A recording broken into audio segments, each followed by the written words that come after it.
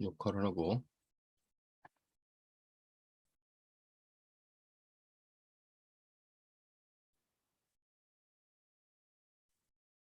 자, PPT 강의관 다 보이시죠? 네. 지난주에 우리가 형사소송 관련돼 가지고 형사소송의 전반적인 흐름을 잠깐 봤고, 오리엔테이션으로 봤고, 그다음에 이제 형사소송법의 기초 이론 아니면 서론이라 할 수 있는 형사소송의 의, 그다음에 이념과 목적이라는 거, 소송의 구조와 관련된 내용들을 주로 이제 다뤘습니다. 자, 오늘부터는 이제 소송의 주체와 소송 행위부터 해가지고 소송 주체를 쭉 살펴보고 소송 행위까지 살펴보게 됩니다. 그러니까 1편에 관련돼 가지고는 주로 소송의 주체가 우리가 이제 법원, 검사, 피고인, 그다음에 이제 피고인의 보조인인 변호인이 나오게 되는데, 그 소송의 주체와 보조인에 대해서 좀 더 알아보고 소송 행위까지 알아보면 1편이 끝나고 바로 이제 2편 수사 파트로 들어가게 될 겁니다. 자, 근데 이제 여러분들이 좀 알아둬야 될 것 중에 하나가, 여러분들이 어떤 강의 교재를 보고 있는지, 어떤 교과서를 보고 있는지 모르겠지만은, 교과서의 종류에 따라 가지고는 이 소송 주체를 앞에 설명하지 않고 저 뒤에 공판에서 설명하는 부분 교재들도 있어요. 그러니까 우리가 실제로 사건이 이루어지면은, 사건이 이루어지는 순간은 어떤 그 범죄가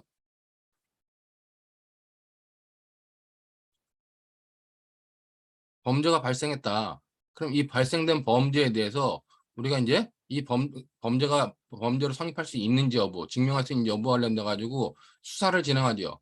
자, 수사를 진행한 다음에 수사를 통해 가지고 주관적 혐의가 객관적 혐의로 발전하게 되면은 결국 검사는 공소 제기를 하고 공판 단계로 넘어갑니다. 자, 공판 단계에서 이제 유무죄 판단을 해가지고 유죄가 확정되면 이제 형을 집행하겠죠. 자, 이렇게 흘러가는 것이 기본적으로 형사소송의 흐름입니다. 그러다 보니까 우리 교과서에서는 요 흐름에 따라 가지고, 그러니까 제 1편, 뭐 1편에서 소송의 기초이론하고 형사소송법의 기초이론하고 바로 2편으로 수사부터 나오고, 그러니까 수사에는 뭐 임의수사와 강제수사가 있다. 그다음에 뭐 강제수사에는 대인적 강제처분, 대물적 강제처분이 있다. 수사의 종결은 어떻게 한다. 그 수사 파트를 다 설명하고, 그다음에 수사 파트 종결과 관련돼 가지고 검사가 공소 제기를 하면은 이제 공판 단계로 넘어갑니다. 그러면 공판이라는 게 이제 법원의 시간인데, 이때 공판의 주체, 즉 소송의 주체와 관련돼 있는 법원, 검사, 피고인을 설명하는 교재들도 있어요. 뭐 정우석 교수님 교재라든가 몇몇 교수님들 교재는 그렇게 써 있는데, 제가 지금 강의 교환으로 주로 삼고 있는 이주원 교수님 교재라든가 이재상 교수님의 그 책 같은 경우는 기본적으로 이 형사 소송의 실제 흐름 순서가 아니라 형소법의 흐름 순서대로 형사법의 흐름 순서대로 강의 진도를 쭉 맞춰놨습니다. 그렇기 때문에 형사소송법 자체는 우리가 제1편에서 공판을 갖다 쭉 정리해놓고, 공판을 갖다 정리해놓고, 그다음에 2편에서 공판과 관련된 전 단계인 수사 부분을 정리해놓습니다. 그리고 2편에서 이 앞부분을 갖다 다 준용을 하죠. 그런 방식으로 진행하고 있는데, 우리 강의 흐름도 이렇게 형사소송법의 흐름에 따라 가지고 법조문 순서에 따라 가지고 진행을 한다. 그렇게 여러분들이 좀 이해해 주면 될 것 같습니다. 자, 먼저 소송의 주체라고 하는 것은 이 소송 법률 관계를 형성하는 주체, 즉 형사소송을 성립, 발전, 형성해가는 구성 요소로서 소송상 법률 관계를 형성하는 주체를 말하는데, 이 소송의 주체는 우리가 법원, 검사, 피고인을 소송의 3주체라고 해요. 그다음에 법원은 재판권의 주체이고, 검사는 공소권의 주체, 피고인은 방어권의 주체다. 그렇기 때문에 우리가 여기 보면은 법원은 공소권의 재판권의 주체,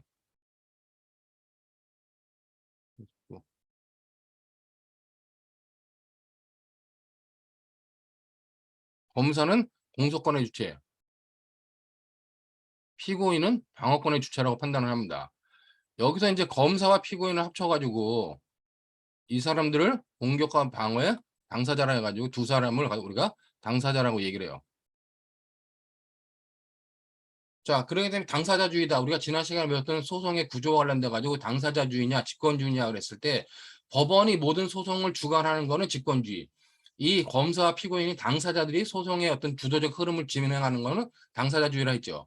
자, 그렇기 때문에 검사와 피고인을 당사자라고 그러고, 이제 이 소송의 3주체 이외에 검사에 대해서, 우리가 과거에 검사에 대해서는 검사를 보조하는, 소송의 주체인 검사를 보조하는 검사 보조인으로 일반 사경,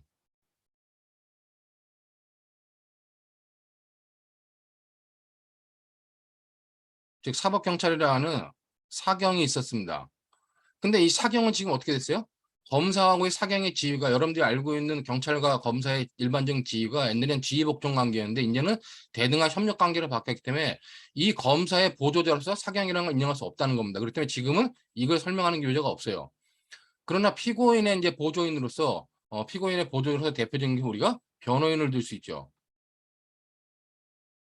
변호인을 들 수 있는데 이 변호인과 피고인 그다음에 검사의 어떤 보조자들을 합쳐가지고 우리가 토탈 이렇게 요 사람들을 다 합쳐가지고 우리가 일반적으로 검사와 보조인을 합쳐가지고 소송 관계인을 한다.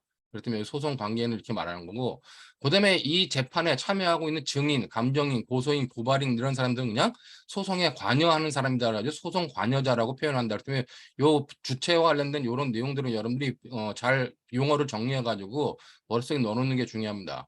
물론 지금 시중 교재에는 사경은 검사하고 일반 사경은 검사와 지휘복종 관계 때문에 이걸 제거했어요.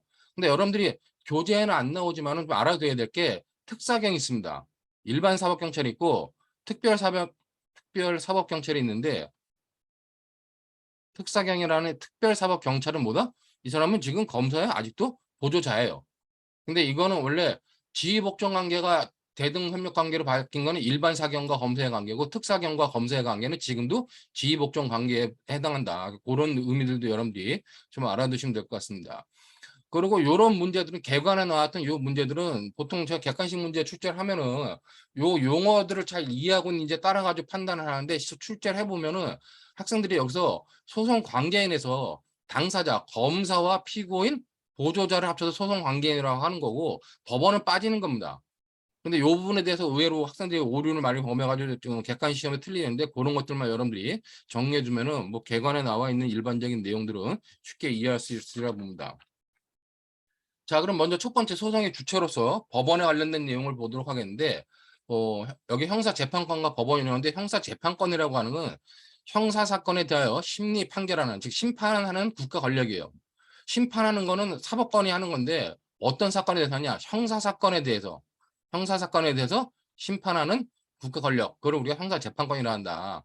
그렇기 때문에 사법권은 법률상 쟁점에 관하여 심리 재판하는 권한과 그 부수 권한을 사법권이라는 거죠. 즉 사법권이 이만하다. 사법권이 이만하면 여기에는 뭐 민사재판권, 그다음에 형사재판권, 그다음에 뭐 행정재판권, 뭐 이런 권한들이 여러 가지 사법권에 포함되어 있고 여기서 형사재판권 하나가 요 정도가 우리가 말하는 지금 형사재판권이다. 형사사건에 대해서 심판하는 국가 권력을 말한다. 그 형사재판권의 의미는 여러분들이 그 정도로 이해하면 될 것 같고, 우리가 이제 기본적으로 이 사법권이라는 거는 우리 헌법상 법원에 귀속하게 돼 있어요.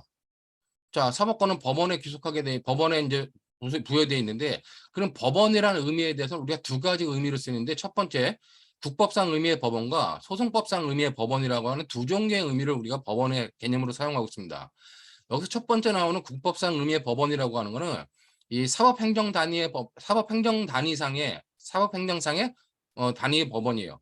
즉 법원조직법에 나오는 법원이고 뭐 대법원장과 각각 법원장이 지휘 감독을 받는다. 그러니까 이거는 행정법상에 나오는 어떤 행정 단위에서 말하는 법원을 말하는데 주로. 그러나 이제 여기 소송법상 의미의 법원은 구체적 사건, 이 구체적 사건에서 재판권을 행사하는 주체로서의 법원을 말할 때 우리가 그걸 소송법상 의미의 법원이라 합니다.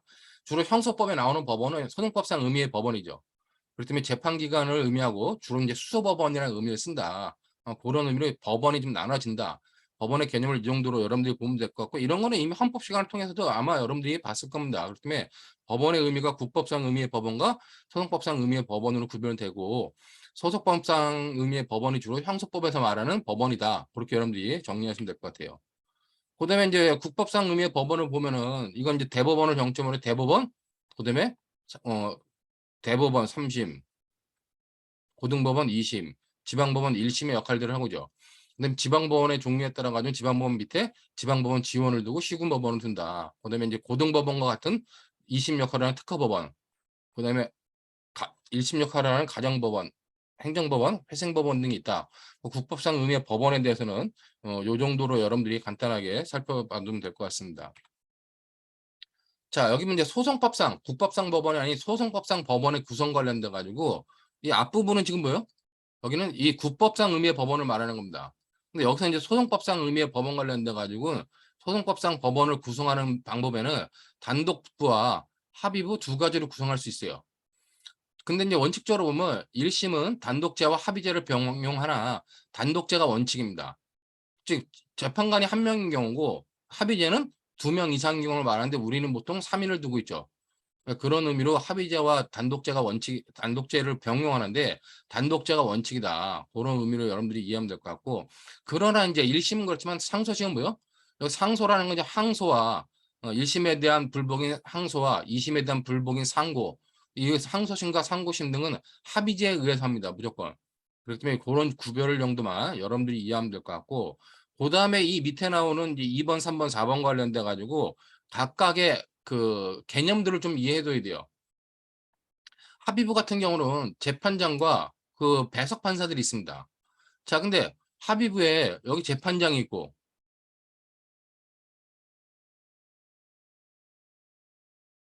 합의부에 재판장이 있고, 여기 배석 판사가 있다.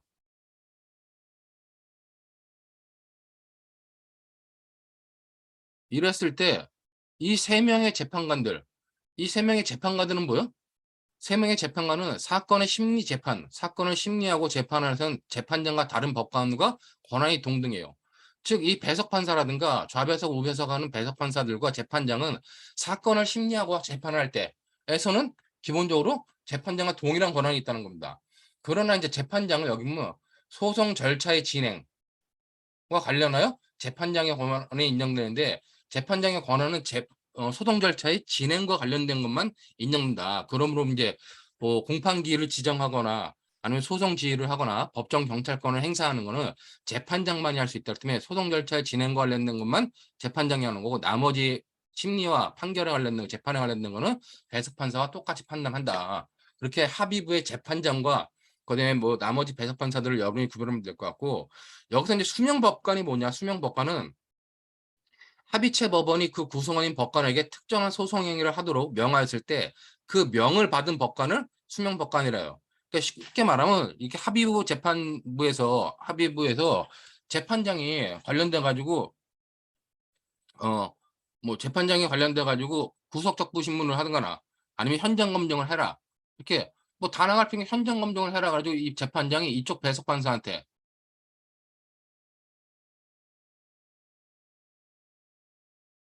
현장 검증을 명했습니다. 현장 검증을 명하면 어떻게 해요?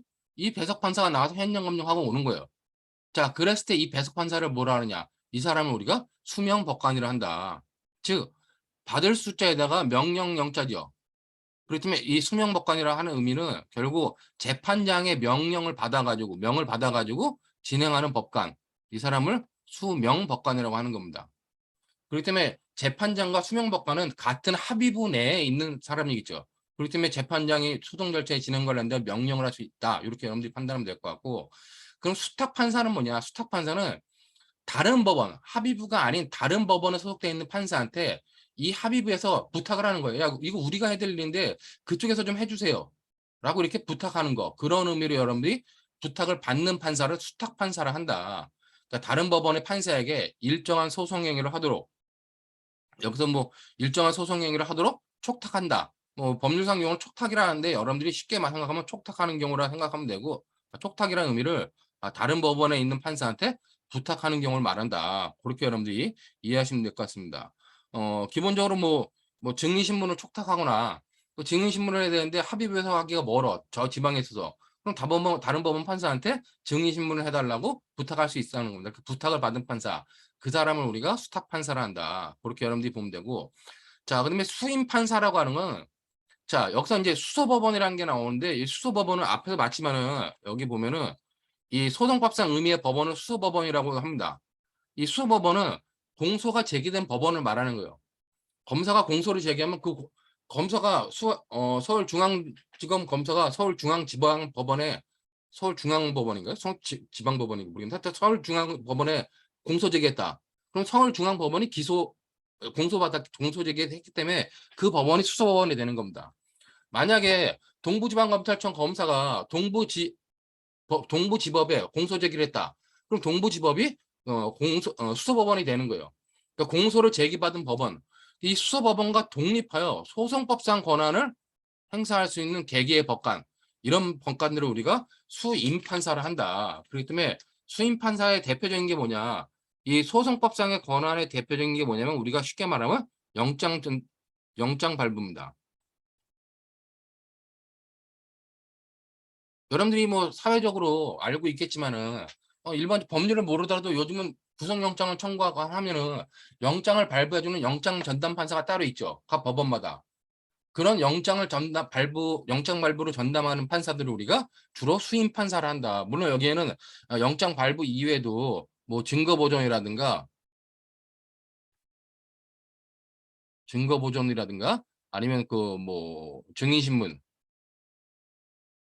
수사상 증인신문이라든가 뭐 이런 것들은 우리가 한 판사들을 주로 소송법상의 권한, 수소법원과 독립해 소송법상의 권한을 행사한다 그래가지고 자기가 맡은 임무, 어떤 임무를 특별하게 맡은 판사다. 그 임무가 뭐냐? 영장 발부의 임무, 증거 보존의 임무, 수사상 증인신문의 임무, 이런 임무를 받는 판사들을 수임 판사라고 하는 겁니다.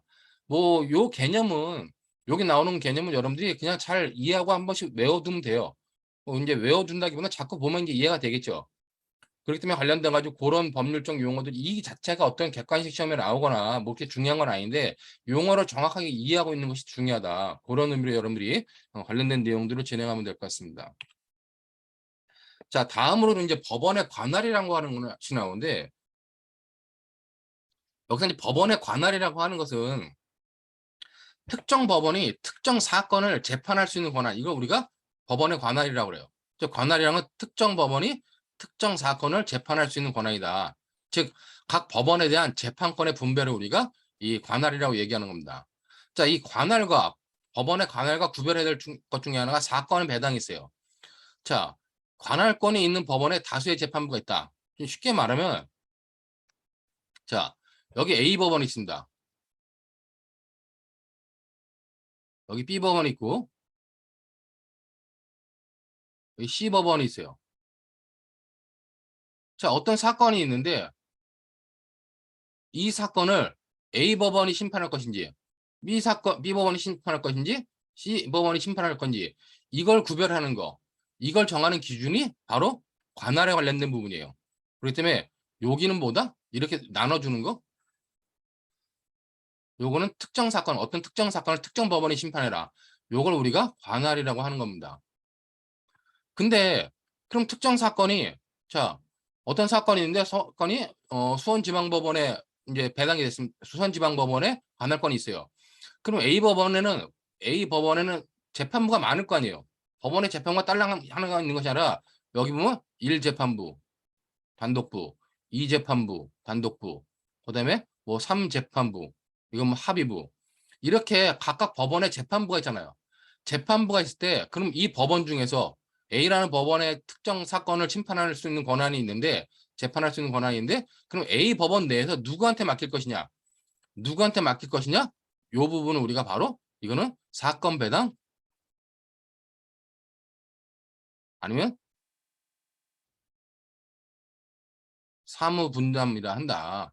그러면 이거는 관할과는 다름이 없는 거다. 그러면 여러분들이 각 법원, 어떤 사건을 어떤 법원이 맡을 것인가에 관련된 권한을 우리가 관할의 의미로 보면 된다. 이렇게 여러분들이 이해하면 될 것 같아요. 관할의 개념은 이해하시겠죠? 자, 그럼 이제 관할 관련된 그 관할을, 이 사건을 A 법원에 줄 건지 B 법원에 줄 건지 C 법원에 줄 건지, 이 관할을 결정하는 기준, 관할의 기준은 뭐냐? 어? 관할의 기준이 무엇이냐 했을 때 이 관할의 기준은 법률에 딱 정해집니다. 여기 보는 것처럼 관할 결정 기준 그래가지고 관할 법정주의가 원칙이에요. 왜냐면은 이 관할을 두는 이유는 법원에서의 심리 편의와 사건의 능률적 처리라는 공익적 기술적 요구와 피고인의 출석과 방어권 보장이라는 것은 피고인의 방어상 이익을 고려해가지고 획일적으로 법률에 의해서 딱 규정해 놓는 것이 원칙이라는 겁니다. 그렇기 때문에 관할은 법에 규정돼 있다. 관할 법정주의가 원칙이에요. 왜냐면 이거를 뭐 재판부 사건이 생길 때마다 이렇게 뭐 마음대로 배당을 해버리면은 어떤 배당에 따라 피고인한테 불리한 재판이 될 수도 있고 방어권 보장에 심대한 지장을 초래할 수도 있다는 겁니다. 그렇기 때문에 관할은 딱 법률에 의해서 정해진다. 관할 법정주의가 원칙이다. 여러분들이 이해하고 그렇게 이해하면 되고, 이제 문제는 뭐냐? 그럼 이렇게 획일적으로 딱 법에 의해서 규정을 하다 보면 구체적 타당성을 결여할 수 있는 경우가 생길 수 있다는 겁니다. 그렇기 때문에 관할 기준은 관할 법정주의에 의해서 법률에 의해서 관할이 정해지만 예외적으로 관할 기준을 탄력적으로 운영을 해요. 그 이유는 뭐냐? 구체적 타당성을 기하기 위해 관할의 변경이 가능하다. 근데 이런 경우에 이제 모든 변경은 모두 법원의 재판에 의해서 한다. 그런 의미로만 여러분들이 이해되면 될 것 같습니다. 자, 관할 관련돼 가지고 관할의 의미. 특정 사건을 특정 법원이, 그러니까 특정 사건을 A, B, C 법원 중에 어디가 맡을 것인가, 특정 법원이 맡는 그 권한, 이걸 관할이라 하고, 그럼 특정 사건을 맡는 기준이 뭐냐? 특정 사건을 A 법원이 맡는 기준, 그거는 법률에 의해서 명확하게 정해져 있다. 경우에 따라 가지고 예외적으로 탄력적으로 운영하기도 한다. 이렇게만 여러분들이 정리해두면 될 것 같고, 요거는 이제 법원 관할의 종류인데, 관할의 종류 관련돼 복잡하게 설명되어 있는 것 같은데, 실제로 보면은 이 법원의 관할이라는 거, 여기 보면 법원의 관할이라는 걸 이렇게 사건 관할과 직무 관할로 구별을 해요.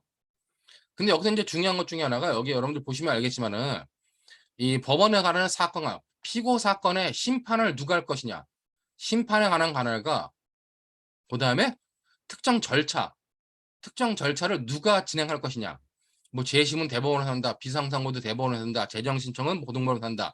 이렇게 각각 어떤 절차를 어떤 법원이 진행할 것이냐, 특정 절차에 대한 직무 관할로 나눠질 수 있습니다. 이럴 때 우리가 법원에 관한 크게 사건 관할과 직무 관할로 구별한다는데, 우리가 일반적으로 교재에서 말하는 관할의 종류에서 법원의 관할이라고 하는 것은 어떤 절차를 어떤 법원에서 구성할 것인가, 맡을 것인가 하는 이 직무 관할을 말하는 것이 아니라 일반적으로 이렇게 사건 관할만을 말하는 거다. 어느 법원이 어떤 것을 심판할 것인가, 피고 사건, 특정 사건을 어느 법원이 심판할 것인가 하는 관할만을 주로 이제 관할이라고 얘기하는 거고, 형식적으로 구별할 땐 직무 관할을 하지만 이거는 절차를 누가 맡을 것인가 하는 부분이다. 자, 그러면 이제 사건 관할 관련된 원칙이 뭐예요? 사건 관련돼 가지고 원칙이 여기 보는 것처럼 법정 관할입니다. 아까 관할 법정주의라 했죠. 자, 법에서 딱 정해진 대로 관할을 분배하는 거예요. 이게 법정 관할이고, 그다음에 법에서 정해진 거 이외에 법원의 재판에 의해서 관할이 정해지는 경우가 있어요. 그러니까 재판에 의해서 정해진다는, 우리가 이거를 재정 관할이라 하죠. 그렇기 때문에 법원의 관할은 대부분 다 법정 관할이고, 몇몇 특별한 경우에 관할이 이제 실제로 재판을 하려고 그러니까, 검사가 공소 제기하려고 그러니까 이게 관할이 어딘지 모르겠어. 어? 이게 서울과 경기도에 있는 경계선상에서 사건이 발생했어. 이게 서울 남부지법 관할인지 아니면 이게 수원지방법원 관할인지 잘 모르겠다는 겁니다. 그럴 때 이제 관할에 지정해 달라고 상급법원에, 직근 상급법원에 신청해가지고 하는 것을 관할의 지정이라 하죠. 그러니까 그건 법원의 재판에 의해서 지정하는 거고, 관할의 이전이라고 하는 거는 어느 법원이 관할권을 가지고 있어요. 그러니까 특정 사건에 대해서 특정 법원이 관할권을 가지고 있는데, 이 특정 법원이 이 특정 사건을 심판할 수 없는 경우가 생길 수 있다는 겁니다. 그러니까 민심에 붙은 뭐 흉흉함이라든가 여러 가지 사정에 의해서 관할권을 가지고 있는 법원이 관할권을 행사할 수 없을 때, 그럴 때는 어떠냐? 관할권이 없는 다른 법원으로 그 관할권을 옮겨버리는 겁니다. 그런 것도 우리가 관할의 이전이라고 그래요. 뒷부분에 이제 본문 가서 자세하게 설명하겠지만은, 관할의 지정, 관할의 이전, 이런 것들이 우리가 재정 관할에 해당하고, 우리는 대부분 다 법정 관할이라 한다. 법에 의해서 정해진 거다. 자, 그럼 법에 의해서 정해진 관할은 뭐냐? 구체적 피고 사건의 직접적인 관할을 그랬는데, 이걸 우리가 고유의 법정 관할이라 말하기도 하고, 이걸 법정이라는 걸 빼가지고 그냥 고유 관할이라고 얘기를 해요. 근데 보니까 이제 약간 검사 출신 교수님들하고 판사 출신 교수님들의 용어가 다른 것 같은데, 검사 출신 교수님들은 그냥 고유 관할이다, 주로 이렇게 얘기를 하고, 판사 출신 교수님들은 고유의 법정 관할이다, 정확하게 명확하게 다 얘기를 하더라고요. 근데 여러분들이 이제 교재에 따라 가지고 고유 관할이라 말하든 고유의 법정 관할이라 말하든 이건 똑같은 겁니다. 자, 고유의 법정 관할은 다 법에 규정인 기준인데, 법에 정해진 기준이 뭐냐? 바로 여기 보면 것처럼 사물 관할, 그다음에 토지 관할, 심급 관할로 구별할 수 있다는 겁니다. 자, 여기서 이제 사물 관할은 뭐냐? 사물 관할은 특정 사건이 A 법원에, 그 1심 법원에 갈 때 사물관할은 그 사건의 경중에 따라가 이걸 단독부에서 재판할 것인지 아니면 합의부에서 재판할 것인지 하는 걸 우리가 사물관할이라고 그래요.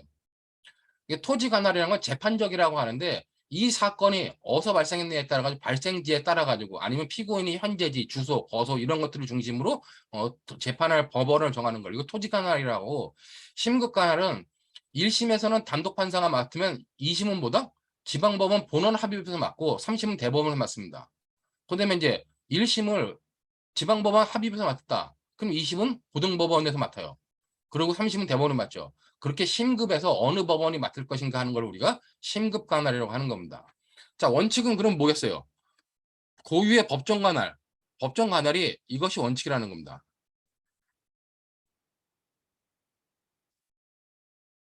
이것이 원칙이고 고유의 관할에 의해서 사물 관할, 토지 관할 여러분들이 심급 관할을 이해하면 돼요.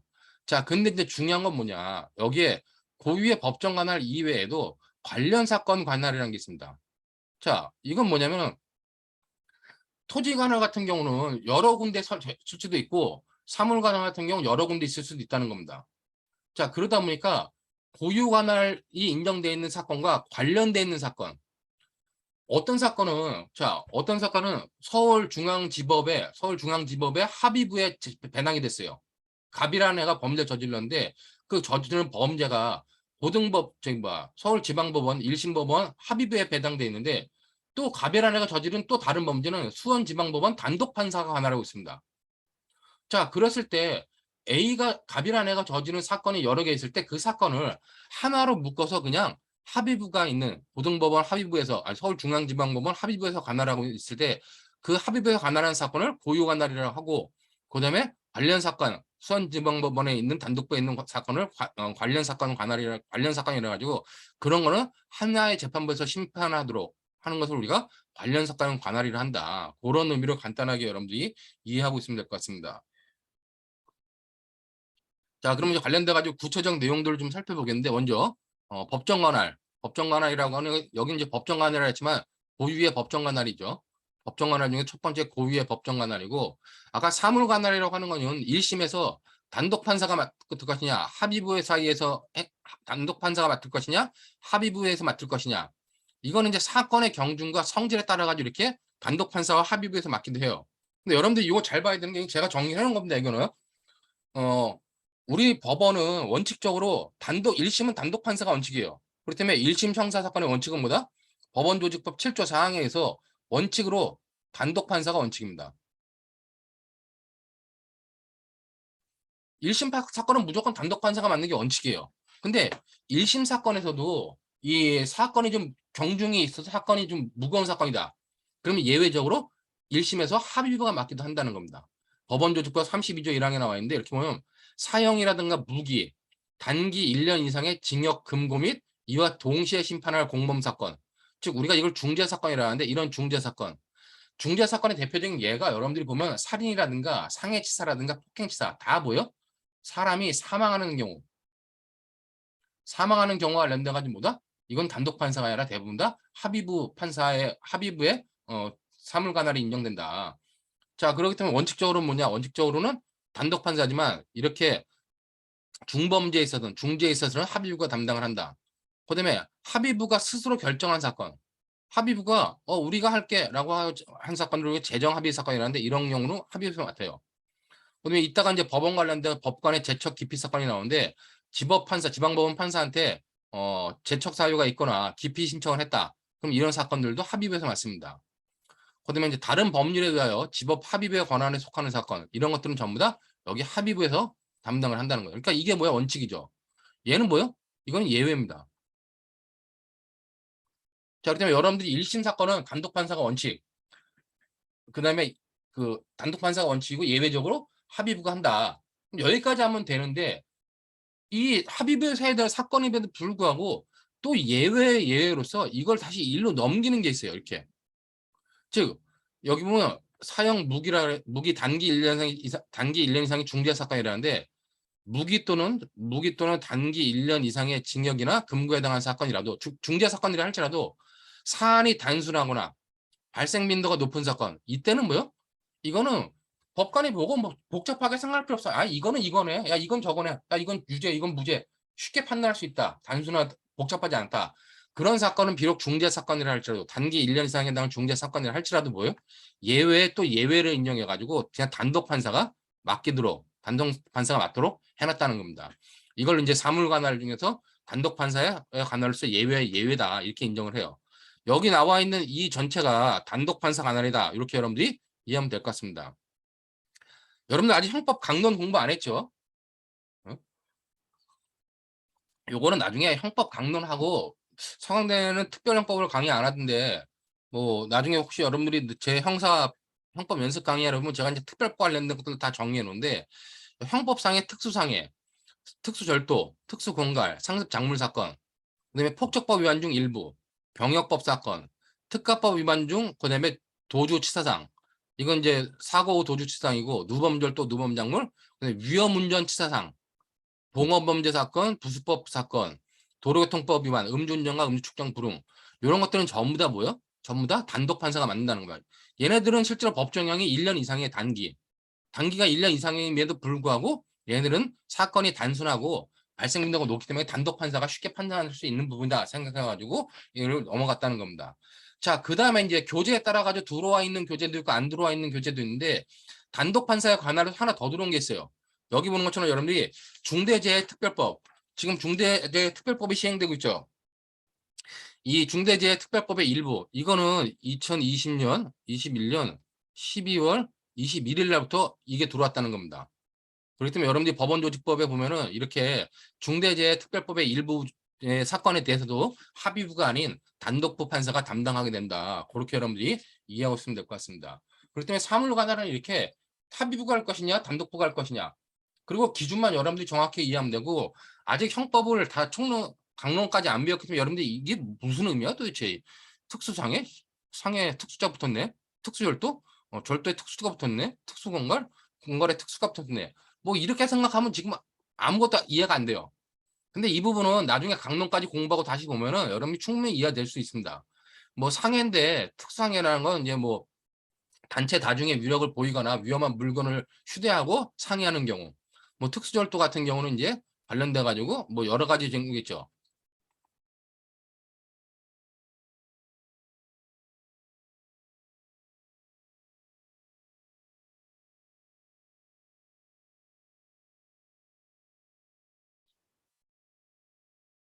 누가 질문을 했는데 사건 배당, 사무 분담과 사물 관할은 다른 개념일까요? 다른 개념이죠, 그요. 이거는 관할의 개념이고 아까 배당을 할 때는 뭐요? 여기 보면은 그거 했거든요. 여러분들이 이 사건을 A 법원이 맡을 거냐, B 법원이 맡을 거냐, C 법원이 맡을 거냐 했을 때 A 법원 단독부가 맡을 것이냐. 단독 1, 2, 3이 다 단독부고 4가 합의부다. 그러면 1, 2, 3 중에서 누구한테 맡길 단독 1, 2, 3의 단독부한테 단독부 중에 누구한테 맡길 것이냐. 그거는 사건의 배당 사무 분담이라는 얘기예요. 자, 근데 이제 A 법원이 이 사건이 특정 사건이 A 법원의 합의부가 날이다. 이거는 사물 관할로서 관할의 의미지 사건 분담의 의미가 아니라는 얘기입니다. 그걸 여러분들이 좀 구별을 해두고 자, 그렇기 때문에 관련돼 가지고 이런 사물 관할의 내용들을 여러분들이 좀 나중에 지금 이해가 안 되겠지만은 내용은 이해가 안 되더라도 특별히 걱정하지 말고 형법까지 다 공부하면서 보면 쉽게 이해될 수 있다. 단지 이 부분이 법원조직법, 그다음에 형사소송법 뭐 여러 가지 복잡해 있으니까 여러분들이 잘 정리가 안 돼요. 뭐 교재에 있는 것도 정리가 안 되니까 제가 이렇게 원칙, 그다음에 예외에 대한 예외 이렇게 정리해 놨으니까 이걸 보면 여러분들이 나중에 좀 쉽게 이해할 수 있고 이 사물 관할은 중요한 게 공소 제기 시부터 자, 이건 뭐요? 이 사물 관할은 공소를 제기할 때부터 판결시까지 계속 존재해야 됩니다. 그렇기 때문에 공소 제기를 했는데 공소 제기할 때는 뭐요? 공소 제기할 때는 단독 판사가 관할이 있어요. 상해죄였어, 단순히. 근데 이 사건을 진행하다 보니까 애가 상해 입은 사람이 죽었어요. 그럼 상해치사가 되잖아요. 자, 그렇기 때문에 공소 제기할 때는 단독 판사였는데 공판을 진행하다 보니까 사람이 사망해가지고 공소장 변경을 통해서 상해를 상해치사로 변경했다. 그럴 때는 어떻게 해요? 합의부를 바꿔야 된다는 겁니다. 그래서 사물 관할은 공소 제기 시부터 판결 시까지 단독 판사 관할이다. 그러면 공소 제기할 때부터 판결 시까지 단독 판사가 관할로 인정돼야 되고 합의부 사건이다 공소 제기 시부터 판결 시까지 존재해야 된다는 겁니다. 자, 그런 의미로 여러분들이 사물 관할을 하는 내용을 이해하면 될 것 같고, 자, 토지 관할은 동급법원 사이에서 사건의 지역적 관계에 의한 관할 분배다. 즉 재판적이라 하는데 어느 법원이 맡을 것이냐는 겁니다. 여러분들 이거 잘 봐야 되는 것 중에 하나가 밑에 판례가 이제 하나 나오는데 이 판례를 설명하기 전에 이 그림을 여러분들이 이해하면 쉬워요. 자, 여기에 자, 이게 서울중앙법원. 아, 이게 봤어. 서울중앙지방법원. 서울중앙지법 남부지원. 남부지원이라 그러나? 지법이라 그러죠. 남부지법. 하여튼 그럼 다른 데로. 자, 여기에 대전지방법원이 있습니다.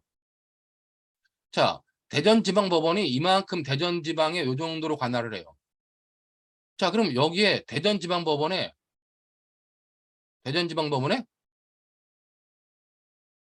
천안지원이 있어요. 그러니까 대전지방법원 있고 지방법원 밑에 대전지방법원 천안지원이 있습니다. 자, 그다음에 여기 무슨 지원들이 있죠, 이렇게. 각종 무슨 지원들이 있다. 지방법원 지원들이 있다. 그랬을 때 이 토지 관할은 대전지방법원이 관할하고 있는 것은 뭐예요? 이 전체로 관할하는 게 아니라는 얘기입니다. 토지 관할에서는. 대전지방법원이 관할하는 사건은 대전지방법원이 관할하는 요 구역 내의 사건만 대전지방법원이 관할하는 거고, 이 천안지역에서 발생한 사건은 뭐예요? 천안지역에서 발생한 사건은 이 천안지원이 관할한다는 겁니다. 그렇다면 여기 보면 용어로 보면 동급법원 사이에서 사건의 지역적 관계에 의한 관할 분배다. 대전지방법원이 전체를 관할하기 때문에 전체에 대해서 다 대전지방법원의 관할권이 있느냐? 그게 아니라는 얘기입니다. 지원과 지법이라 할지라도 각각 맡은 부분이 다르기 때문에 천안지방에서 사건이 발생했다. 그럼 그 관할은 토지 관할은 뭐냐? 대전지방법원 천안지원이라는 얘기예요. 대전지방법원이 관할권을 갖지 않는다는 겁니다. 그 구분을만 여러분들이 이해하고 있으면 돼요. 그렇다면 여기 보는 것처럼 형사사건의 관할은 법률에 규정된 추상적 기준에 따라 획일적으로 결정해야 한다. 이게 관할 법정주의죠. 이에 따라 별법 3에 따라 지방법원 본원과 지방법원 지원. 자, 관할구역에 따른 법률에 따라 본원과 지원의 관할구역을 대등한 입장에서 서로 겹치지 않게 구분하여 규정하고 있다는 겁니다. 본원이 전체를 관할하고 특히 이 부분만 따로 이제 중복적으로 관할하느냐 그게 아니라 대전지방법원 같이 지방법원 본원이 관할하는 구역과 그다음에 지원이 관할하는 구역을 서로 겹치지 않게 구별하고 있다는 거예요. 즉 얘와 대전지방법원 천안지원과 대전지방법원은 뭐예요? 토지 관할에서는 동급법원이라는 겁니다. 자, 지방법원 본원과 지방법원 지원 사이의 관할 분배도 지방법원 내부의 사법행정사무소에서 행해지는 지방법원 본원과 지원 사이에 단순한 사무분배에 그치는 것이 아니라 소송법상 토지 관할의 분배에 해당한다. 그렇기 때문에 얘가 맡은 거를 얘가 우리의 관할권 있다 가지고 지네가 가져갈 수 없다는 겁니다. 그러니까 여러분들이 구별을 대전지방법원, 그럼 대전지방법원 안에 있는 모든 것들을 다 대전지방법원이 관할하는 게 아니라 대전지방법원 전체 내에서 대전지방법원이 관할하고 있는 관할 구역에 관련된 사건만 토지 관할에 인정되고, 대전지방법원 천안지원에서 관할하고 있는 구역은 토지 관할이 거기에 인정된다. 그것만 여러분들이 구별해 두면 된다는 겁니다. 무슨 말인지 이해되겠죠? 자, 그런 의미로 여러분들이 이 정도의 내용들을 좀 이해하고 있으면 될 것 같고, 자, 토지 관할하는 이제 기준이 뭐냐? 여기 보면 토지 관할은 범죄인의 범죄지, 그다음에 피고인의 주소, 거소, 현재지 이런 것들을 토지 관할로 한다는 겁니다.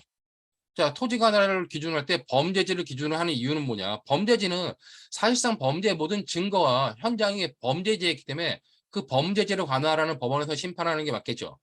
그렇기 때문에 범죄지를 당연히 토지 관할로 인정하고, 아니면 범죄지하고 피고인의 주소, 거소가 다르거나 현재지가 다른다. 그러면 그런 것들을 구별해가지고 토지 관할을 구별할 수 있다는 겁니다.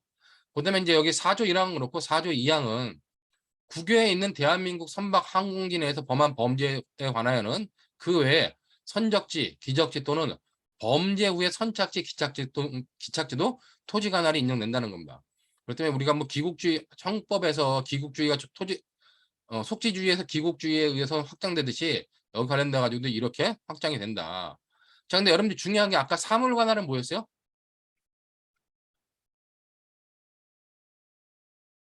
아까 사물관할은 공소 제기 시부터 언제까지 유지해야 돼요?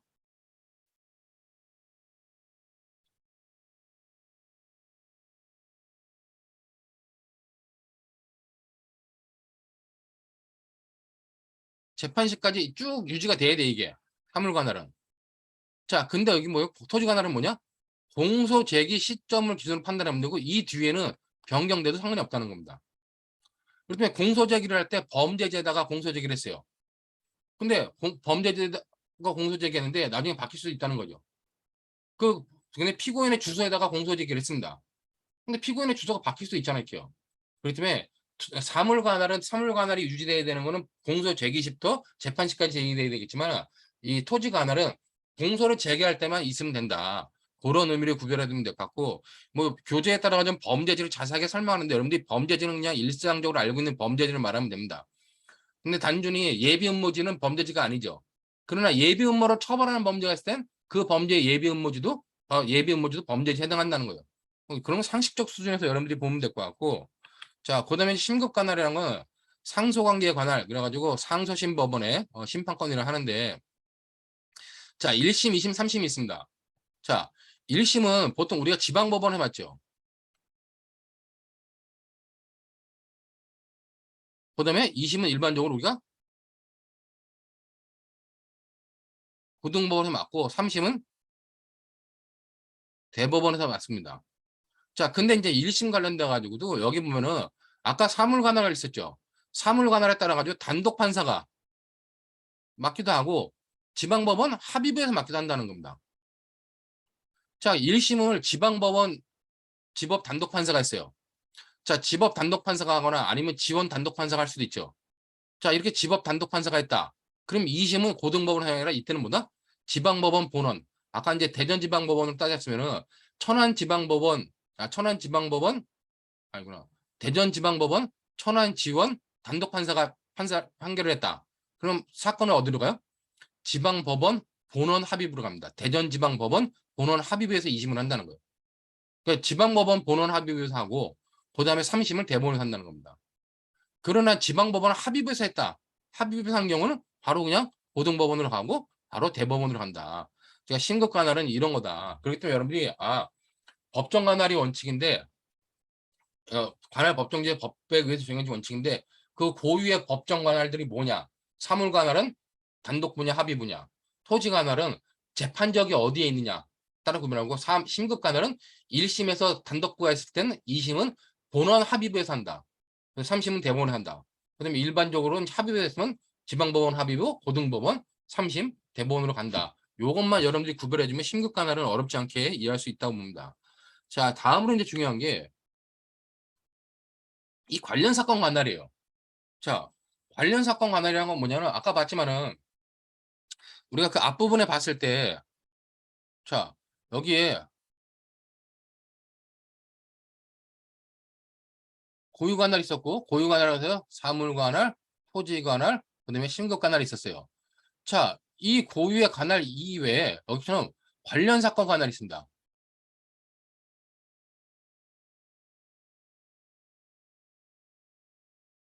그럼 관련 사건 관할이란 뭐냐?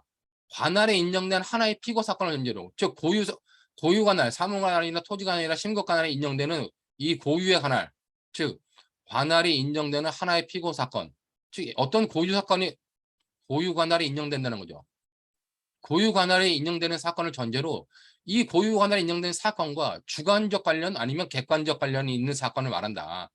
즉 여기서 이제 주관적 관련, 객관적 관련은 뭐냐면 한 사람이 범한 수재, 갑이란 애가 절도도 하고 상해도 하고 뭐 상해치사도 했어요. 여러 가지 범죄를 했잖아요. 그럼 1인이 범한 범죄에 대해서는 뭐다? 주관적 관련이 있다 그래가지고 관련 사건이라 하는 겁니다. 그다음에 객관적 관련이라는 건 하나의 범죄를 여러 명이 했어요. 공동정범했습니다. 자, 수인이 공동하여 범한 한 죄.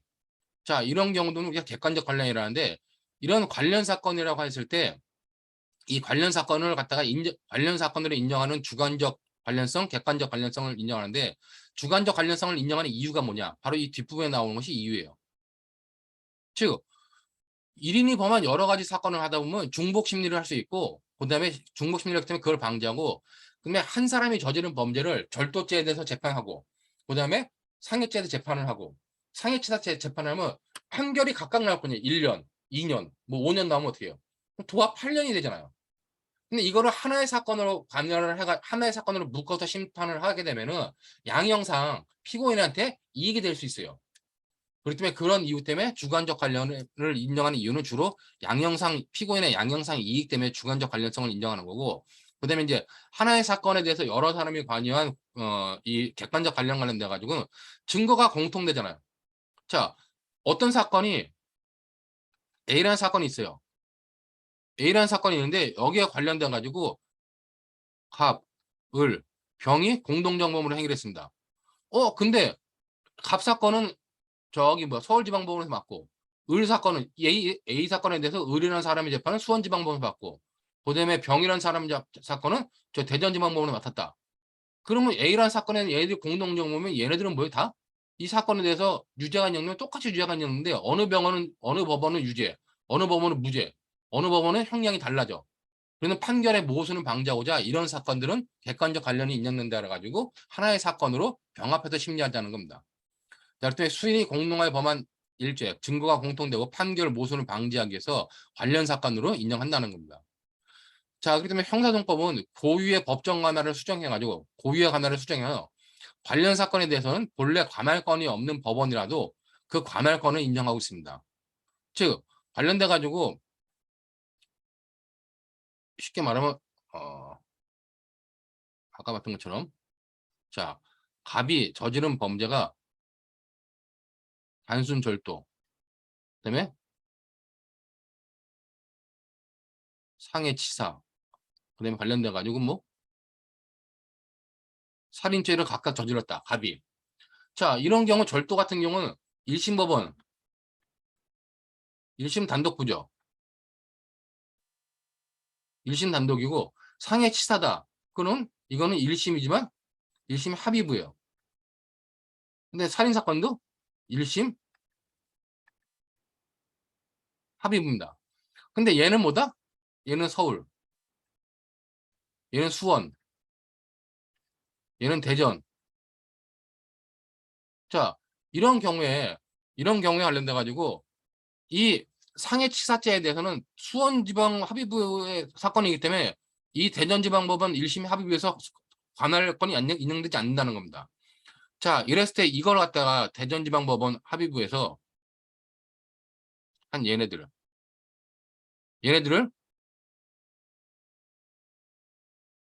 고유 관할이라 하는 거고 그럼 이 고유 관할은 수원지방법원에서는 이 수원지방법은 이게 수원지방법원의 고유 관할이고 서울지방법원은 이게 서울지방법원의 고유 관할일 거 아니에요. 이랬을 때 고유 관할을 기준으로 해가지고 각각 고유 관할 했을 때 1심 합의부에서 대전지방법원 1심 합의부에서 살인죄를 심판하면서 자, 나머지 사건 절도와 상해를 얘네를 뭐란다? 얘네들을 관련 사건이라 해가지고 대전지방법원 합의부에서 나머지 사건 절도와 상해도 같이 관할권을 인정해 주는 게 바로 관련 사건의 관할이다. 그렇게 여러분들 이해하면 된다는 겁니다. 자 여기 보면 그럼 형사소송법상 관련 사건이 뭐냐 11조에 규정돼 있어요. 형사소송법 11조에 규정돼 있는데 여기 보듯이 자 1인이 범한 수죄 뭐 이런 거죠. 이런 것들이 형사소송법상 관련 사건이 실체적 경합범위죠. 다 실체적 경합범위고 수인이 공동으로 범한 죄 이건 아까 말한 공동정범 이 사건 같은 공동정범 같은 경우 여기서 공동정범은 임의적 공범, 합동범, 필요적 공범 다 포함하는 겁니다. 그다음에 수인이 동시에 동일 장소에 범한 문제 요거는 이제 형사소송법 11조에 규정되어 있지만 법조문에 규정되어 있는 건 요 굵은 것이지만 여러분들이 이걸 구별해서 정리할 줄 알아야겠죠. 1인이 범한 문제 이게 실체적 경합 수인이 공동으로 범한 문제 이거 임의적 공범 저기 뭐 필요적 공범 합동범 수인이 동시에 동일한 장소에서 범한 문제 동시범 범이 있는데 이게 지금 그렇구나. 여러분들 지금 뒤에 정범과 공범위를 하나도 안 배웠죠. 아직 이제 미술원 나갈 거 아니에요, 요새 이제. 이게 지금 1학년 때 형사소송법을 하면 이게 문제인데, 자, 그냥 여러분들 이거를 보고 형사법 관련 사건이라는 건 이런 것들을 관련 사건이라 생각한다 이렇게 하면 돼요. 이렇게 여기서 수인이 공동으로 범한 범죄다. 그럼 이렇게 A라는 사건을 갑을병이 같이 했으면은 이건 다 관련 사건이라고 보면 돼요. 이 갑을병의 관계가 관련돼가 임의적 공범이든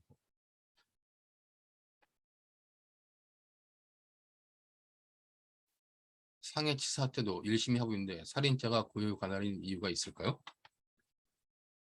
자, 자꾸 수업 시간에 질문을 주는데, 자, 어떤 학생이 상해치사죄, 여기 상해치사 1심 수원지방법원, 이게 뭐 수원 관할 구역, 토지 관할이 수원의 수원지방법원에서 인정되는 상해치사죄가 1심 수원지방법원 1심 합의부잖아요.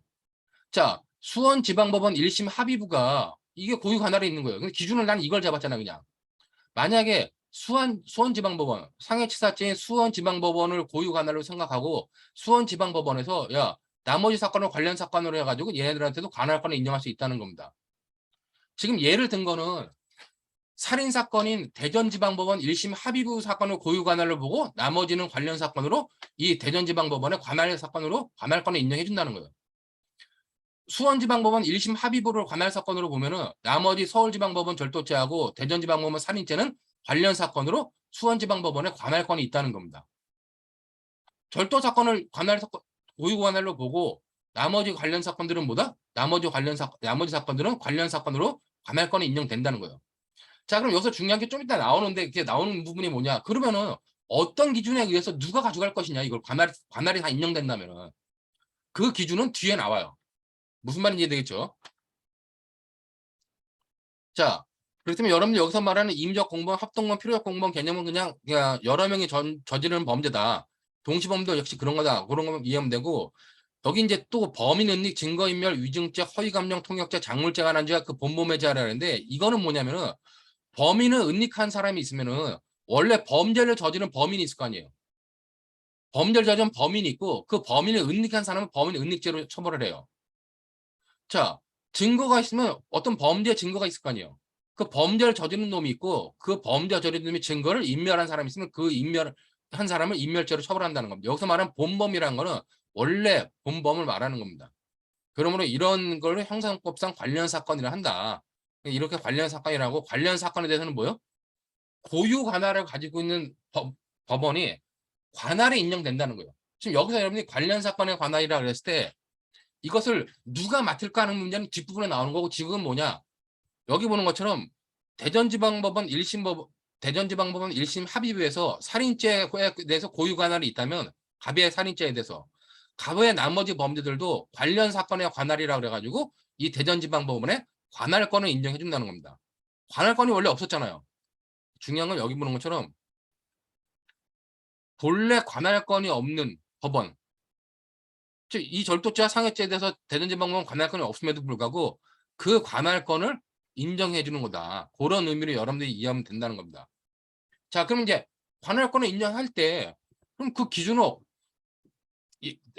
내가 이렇게 고유 관할을 기준으로 봤을 때 이거지만 얘네들 고유 관할하면 얘네 다 인정된다. 누가 심판할 거냐 실제로? 어디다 공소 제기해야 되냐? 관련된 내용들이 이 뒷부분에 나오는 겁니다. 자, 관련 사건에 관할 관련돼 가지고 여기 뭐 관련 사건의 관할의 기본 개념이고 여기 문제 기준이에요, 이게요. 자, 관련 사건에 관련돼 가지고 관련 사건의 병합 관할, 그다음에 관련 사건의 병합 심리. 여러분들이 구별해야 될 게 교환을 보면 여기 보면 관련 사건의 병합 관할 있죠. 그다음에 관련 사건의 이 뒷부분 병합 심리가 나옵니다. 근데 교재에 따라 가지고 관련 사건의 심리라고 그래요. 이걸 빼버리기도 합니다, 그냥. 그렇기 때문에 관련 사건의 병합 심리 아니면 관련 사건의 병합 관할이라는데 이걸 여러분들이 쉽게 생각하면은 자, 관련 사건의 병합 관할은 뭐냐? 기소 전에 병합 관할인 공소 제기하기 전에 어떤 법원한테 맡길 것이냐, 어느 법원이 맡을 것이냐 하는 문제다. 바로 관련 사건의 병합 관할은. 즉 수개의 관련 사건이 병합되어 하나의 공소장으로 공소 제기된 경우. 자, 이런 경우는 특별한 경우인데 아까 봤듯이 이 윗부분에 이 부분에 관련되어 가지고 갑의 범죄에서 이 살인죄 저지른 대전지방법원 대전지검에서 관련 가배 사건의 살인죄에 대해 공소제기하면서 상해치사죄, 절도죄까지 같이 공소제기할 수 있다는 겁니다. 대전에다가. 왜? 관할권이 인정되기 때문에 관련 사건 관할으로. 자, 그렇게 공소제기된 경우. 자, 기소 전이에요. 공소제기 전에 병합관할하는 거고, 수계 관련 사건이 아까 보면 여기에 이 수계 관련 사건 있죠. 절도, 상해치사죄 이런 수계 관련 사건이 아직 병합되지 않았지만 같은 법원에 계속 소송이 계속된 경우, 이런 경우를 우리가 관련 사건의 병합 관할이라 한다. 그 때문에 이런 경우의 기준이 뭐냐? 그 기준은 요 기준이다.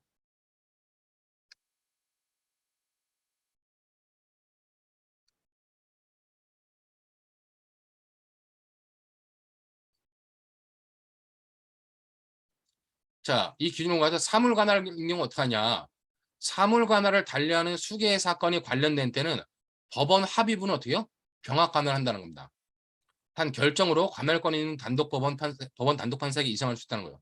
자, 여기 보는 거 위에 봤던 것처럼 아까 여기 다시 쓸까요? 갑에 사건에 대해서 절도, 상해치사, 그러면 살인이 있다. 얘는 서울, 수원, 대전이다. 서울 단독판사, 수원 합의부, 대전 합의부겠죠. 자, 사물 관할을 달리하는 수개 사건이 관련됐대. 자, 살인죄, 상해치사죄, 절도죄 같은 사물 관할을 달리하죠, 전부 다. 이건 1심 단독 합의인데 수개 사건이 관련된 누가 먼저 하느냐? 법원 합의부가 병합 관할을 한다는 거예요. 그러면 갑의 사건에 대해서는 지금 검사가 대전지방법원에다가 공소제기할 수도 있고 수원지방법원에다가 병합 관할을 해가지고 사건 병합 관할을 해가지고 공소제기할 수 있다는 겁니다. 무슨 말인지 되겠죠? 자, 그 토지관할 관련돼 가지고는 토지관할의 병합 관할, 토지관할을 달리한다. 다 달리하죠. 수개 사건이 관련되는 한 개 사건에 관하여 관할권 있는 법원은 다른 사건까지 관할할 수 있어요. 토지관할만 따지면 어떻게요? 서울, 수원, 대전이 다 관할할 수 있다는 겁니다. 근데 이게 단독과 합의부이기 때문에 기본적으로 합의부에서 병합 관할하기 때문에 수원지방법원 아니면 대전지방법원이 병합 관리할 수밖에 없다는 거예요. 자, 근데 여러분들이 요 관련돼 가지고 중요한 판례 중에 하나가 이 관할권의 불소멸이라는 2008년도 판례를 잘 봐야 돼요.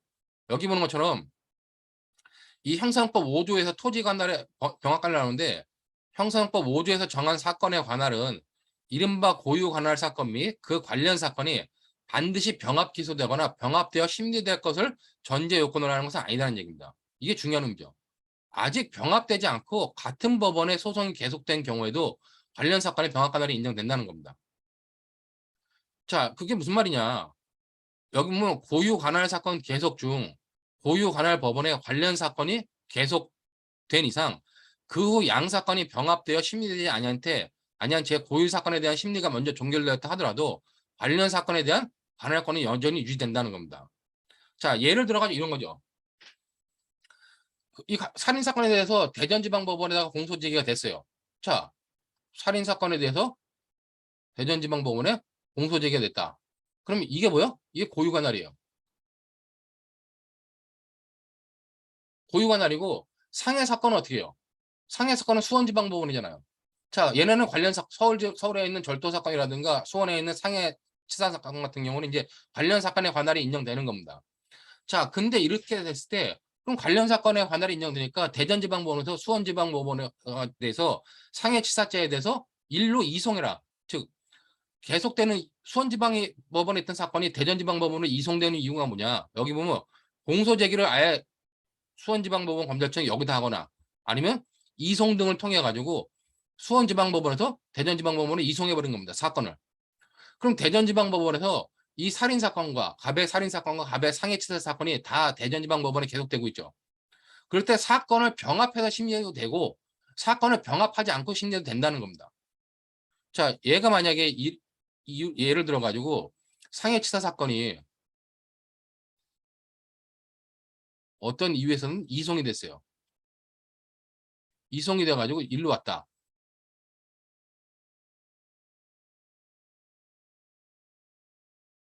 상해치사가 이제 대전으로 왔어요. 대전으로 오면 대전지방법원에서는 이 살인사건을 맡고 있는 합의부에서 상해치사를 병합심리하고 되고 아니면 그냥 병합심리하고 따로따로 다른 재판부에서 심리하고 된다는 겁니다. 문제는 고유관할에 대해서 얘가 뭐가 나왔냐. 얘가 좀 고유 사건에 대한 심리가 먼저 종결되었어요. 그러니까 병합되지 않고 심리돼 가지고 이 고유 사건에 대한 심리가 먼저 종결되고 얘가 만약에 무죄 판결 받았습니다. 그럼 고유 사건이 없어졌으면 관할 사건도 없어지는 거냐? 그건 아니란 얘기예요. 그렇지만 여기 종결되었다 하더라도 관련 사건에 대한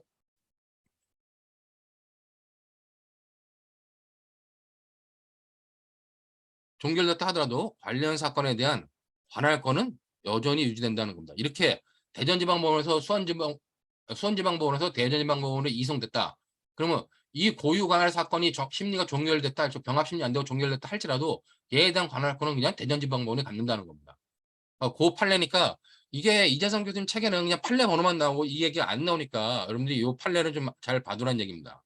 자, 그러면 이제 이 누가 관할권을 갖느냐, 기소 전에 누가 관할권을 갖느냐 문제가 관련 사건의 병합 관할이에요. 자, 이에 대해서 이제 그러면 어느 법원에 공소 제기됐잖아요. 어느 법원에 이제 공소 제기됐을 때 관련 사건의 병합 심리 어떻게 심리할 거냐. 즉 앞에 거는 누가 관할권을 갖느냐 법원에 따라 가지고. 그다음에 관련 사건의 병합 심리는 이제 어떻게 할 것이냐는 겁니다.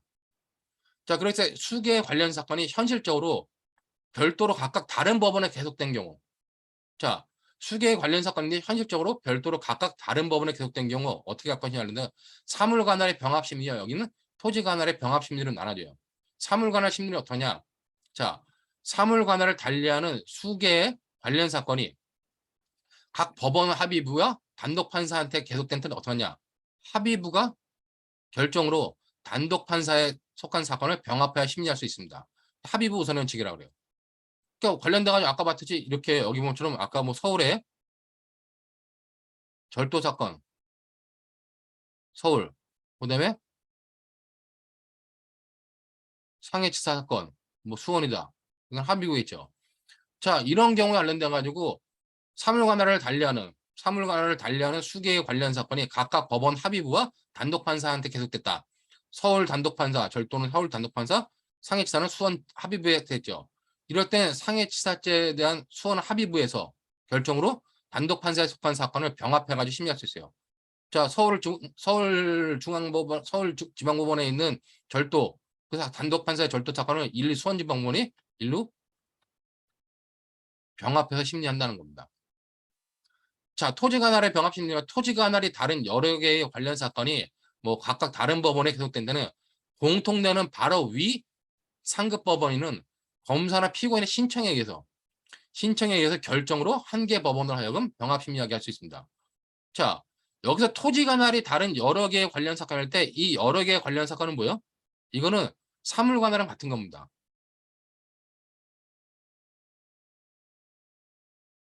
사물관할은 동일한 거예요. 왜냐면은 사물관이 달라지면 어떻게 해요? 사물관이 달라지면 합의부에서 관할하는 것 때문에 토지관할이 다른 여러 개의 관련 사건이다 그랬을 때 이거는 토지관할만 다르고 사물관할이 동일한 사건이 여러 법원에 계속될 때는 어떡하냐?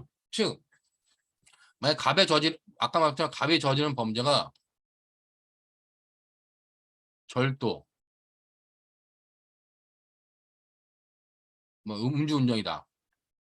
절도는 기본적으로 관련돼 가지고 그 단독 판사고, 그다음에 음주운전은 기본적으로 예외의 예외로서 단독 판사죠. 자, 이거는 서울, 이거는 대전이다. 자, 이런 경우는 어떻게 해요? 서울과 대전 같은 경우에 토지관할이 다른, 서울과 대전 같이 토지관할이 다른 여러 개의 관련 사건, 사물관할은 일심관할에서 동일한 여러 개의 관련 사건이 각각 다른 법원이기 때문에 공통되는 바로 위 상급법원, 공통되는 바로 위 상급법원은 검사나 피고인의 신청에 의하여 결정으로 한 개 법원으로 하여금 병합심리하게 할 수 있다는 거예요. 자, 여러분들 중요한 거 그러면 서울지방법원과 대전지방법원에 공통되는 바로 위 상급법원은 뭡니까?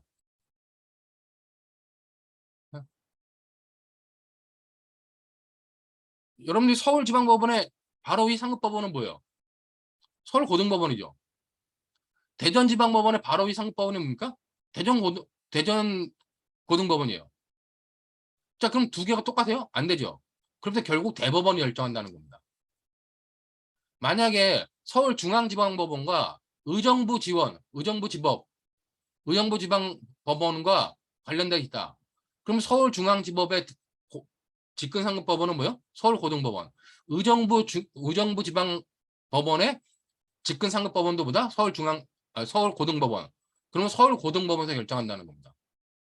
그런 내용들을 여러분들이 정리해가지고 좀 정리하면 될 것 같고, 자, 그 다음 페이지 이제 보시는 것처럼, 자, 그러면 이제 이게 뭐야? 자, 그렇게 관련 사건에 대해 심리를 할 때는 어떻게 한다? 병합하여 심리할 수 있다. 여기 관련돼 가지고 병합 심리하게 할 수 있다. 그런 의미로 여러분들이 이해해 두면 됩니다. 잠깐만요. 제가 이제 또 하나, 지금 법무부 장관 말고 그 친구 말고 전 법무부 장관에 대한 욕을 좀 하면은, 여러분들이 형사정법하고 형법이 개정이 이루어졌어요. 여러분들이 이제 입학하기 전에 개정이 이루어졌는데 무슨 개정이 이루어졌냐면은 한글화 작업을 했습니다. 한글화 작업을 해가지고 형법과 형사정법의 일본식 표현이라든가 국어 문법에 맞지 않는 문법들을 한글 표현으로 바꿨습니다. 많이. 뭐 법무부 장관이라고 하는 어떤 여자가 그렇게 했죠. 지가 업적이 없으니까 밑에 비서실에 있는 직원 시켜가지고 워드로 돌려가지고 만들어 놓은 것 같은데, 그러니까 직원도 제대로 일을 못하다 보니까 어떤 문제가 발생을 하냐. 자, 여러분 여기 보는 것처럼 공통되는 바로 위 상급범위라고 그러죠. 여기는요. 공통되는 바로 위 상급법원이라는데, 이 부분을 공통되는 바로 위를 공통 직근 상급법원이라고 합니다. 공통되는 직근 상급법원. 그러니까 여기 보면 6조도 그런데 나중에 보면은, 제가 이제 보면은 여기 뭐 15조 같은 경우도 보면은 검사는 직근 상급법원에 관할 신청을 이전한다. 관할 이전 청한다. 또 여기는 14조는 뭐요? 바로 위 상급법원에 한다. 이걸 여러분이 다른 거로 받아들일 필요가 없다는 겁니다. 그러니까 한글 작업을 하면서 제대로 워드 좀만 돌리면 다 나오죠. 이게 고치면 한 번에 일괄적으로 고칠 수 있는데 일괄적으로 못 고치고 이따위로 뻘짓거리 하는 거예요. 근데 여러분들 혹시라도 형사법 처음 배우니까 교수님, 강의 법전에는 어떤 경우는 바로 위 상급법원이라고 그러고 또 어떤 경우는 직근 상급법원이라는데 이게 다른 건가요? 물어보는 학생이 있더라고요. 같은 겁니다. 그냥 단지 제대로 일을 안 해가지고 옛날 표현이고 바로 이건 바뀐 한글 표현이고 아니면 이건 바뀌지 않은 한글 표현이다. 그런 의미는 같은 의미다. 그렇게만 여러분들이 이해해두면 될 것 같아요. 그래서 그런 의미를 여러분들이 이해하면 될 것 같고, 자, 관련 사건을 관할하는데, 관련 사건에 관할에 관련돼 가지고 병합 심리할 수 있어요. 이렇게 누가 합의해서 병합 심리한다. 여기 보면 그러니까 병합 심리할 때 어떡하냐? 합의 우선의 원칙이고, 그다음에 토지 관할 관련돼 가지고 직근상급법원이 결정을 한다는 겁니다. 근데 관련 사건이라도 병합 심리할 필요가 없을 때가 있을 수 있다는 겁니다. 그렇기 때문에 여기처럼 사물관할을 달리하는 관련 사건이 합의부에 병합됐어요. 우선 합의부에 병합된 경우라도 병합 심리의 필요가 없으면 어떻게 해요? 합의부는 결정으로 관할권 있는 단독 판사에게 해당 사건을 이송해 버릴 수 있습니다. 토지 관할을 달리하는 관련 사건이 동일 법원에 계속된 경우에, 자, 토지 관할을 달리한다. 뭐 서울지방법원과 수원지방법원의 1심 단독부가 관할 사건이 있었는데, 관련 사건으로 서울중앙법원 단독판사가 동일법원의 단독판사가 다 관할을 병합 심리했어요. 계속된 경우에 병합 심리가 필요 없으면 어떻게 해요? 법원은 결정으로 이를 분리하여 관할권이 있는 다른 법원에다 이송시켜 버릴 수 있다는 겁니다.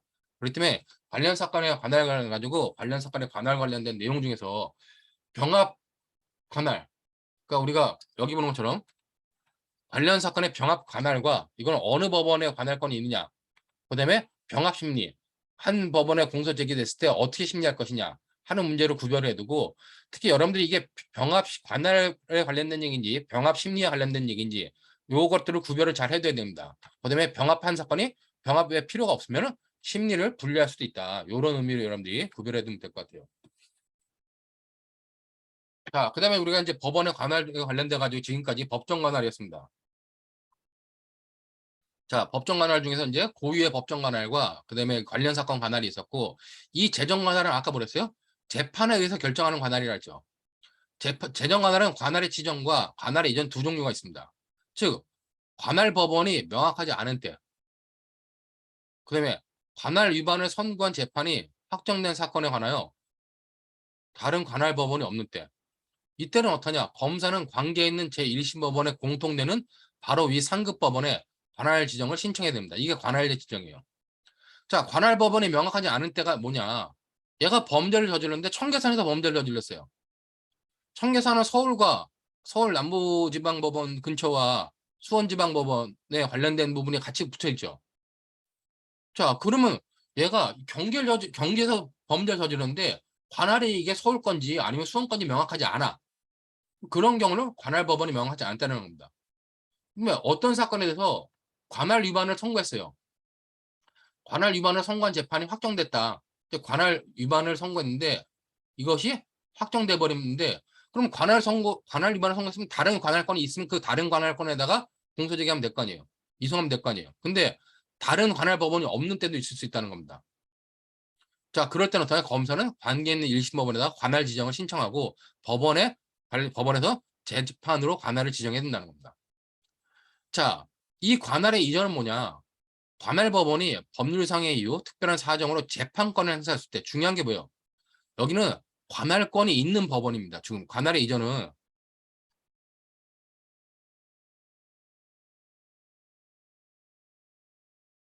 관할 법원이랑 관할권이 있는 법원이죠.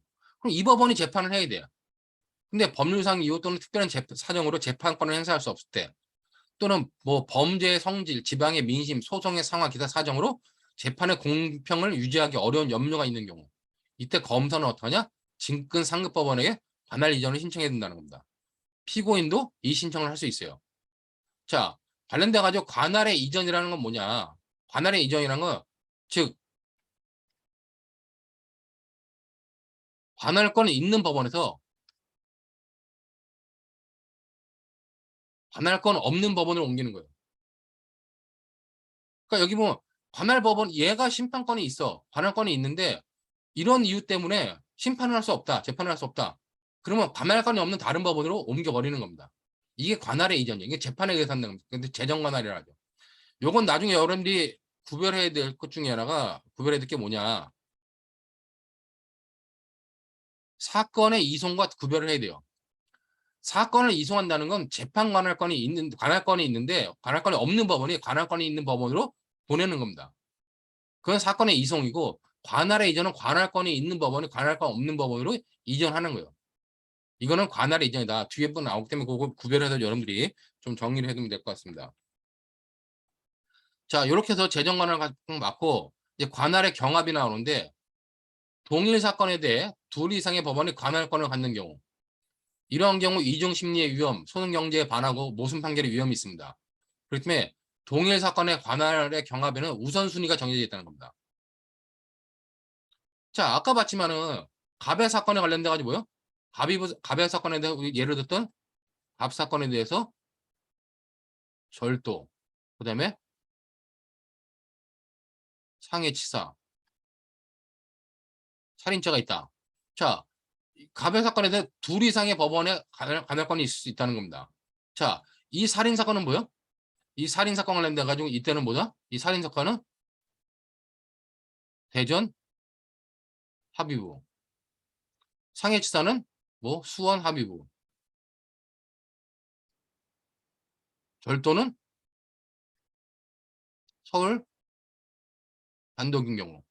자, 이렇게 동일 사건에 대해서, 이 사건에 대해서, 자, 이 살인 사건에 대해서 대전 합의부에서 할 수도 있고, 살인 사건에 대해서 뭐 이 살인 사건에 대해서 수원 합의부에서 고유 관할을 따지고 관련 사건 관할을 인정할 수 있다는 겁니다. 자, 이럴 때 어떻게 할 것이냐?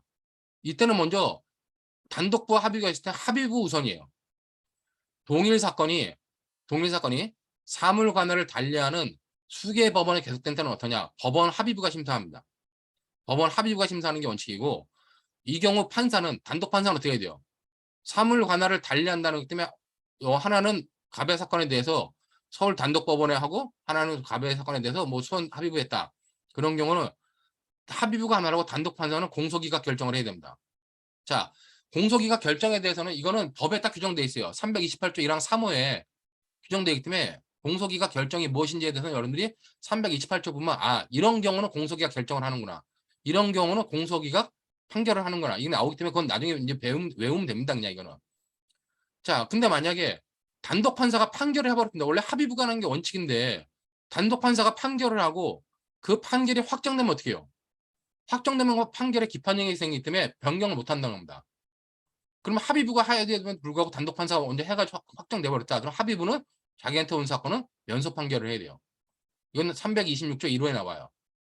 일사부재의 원칙상 그렇다. 근데 동일 사건을 수개 법원에서 판결을 해가지고 모두 확정되었습니다. 모두 확정된 경우 어떡하냐? 먼저 확정된 것만 인정하고 뒤에 확정된 판결은 당연히 무효로 본다는 겁니다. 자, 그렇기 때문에 관할의 경합 관련돼 가지고 이렇게 합의부, 사물 관할에 있어서는 합의부가 원칙이고, 그다음에 토지 관할에서는 뭐냐?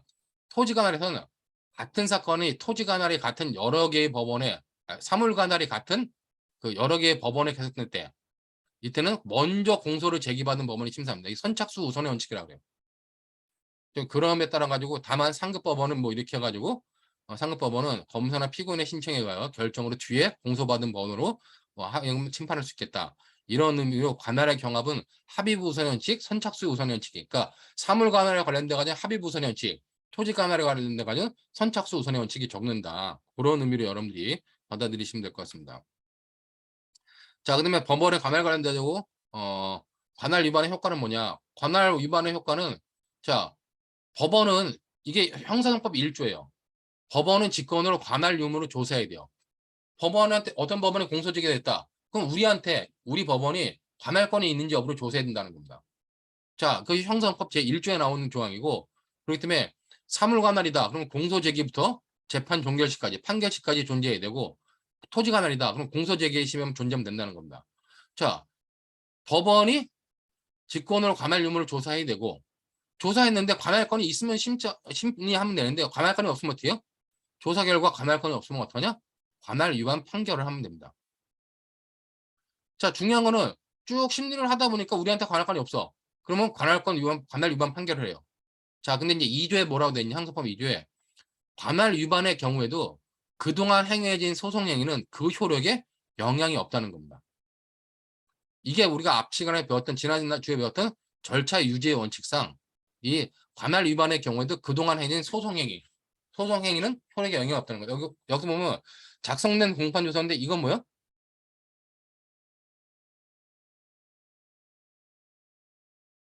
관할 위반 사건 있죠. 확정된 관할 위반 사건에서 작성된 공판조서, 증인조서, 검증조서 등은 당해 사건에 대해서 다시 공소가 제기되면 증거로 사용할 수 있다는 겁니다. 즉, 검사가 갑을 갖다가 서울지법에다가 검사가 갑을 서울지법에다가 기소했어요. 그러니까 서울지법에서 이제 기소된 다음부터 기소해가지고 기소되는부터 쭉 진행하고 있었습니다. 진행하고 있었는데 검사가 되는데 서울지법에서 처음에는 우리 건 줄 알고 했는데 나중에 알고 보니까 뭐다? 우리한테 관할권이 없다는 겁니다. 그럼 서울중앙지법은 어떻게 하세요? 관할 위반 판결을 하죠.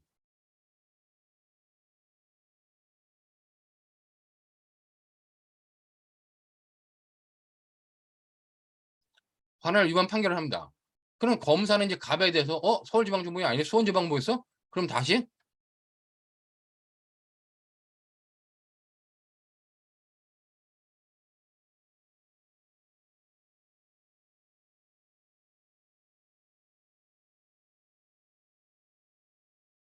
수원지에다가 공소제기해요. 자, 그럼 공소제기에서 여기 심리와 판결이 계속 심리와 재판이 계속 가겠죠.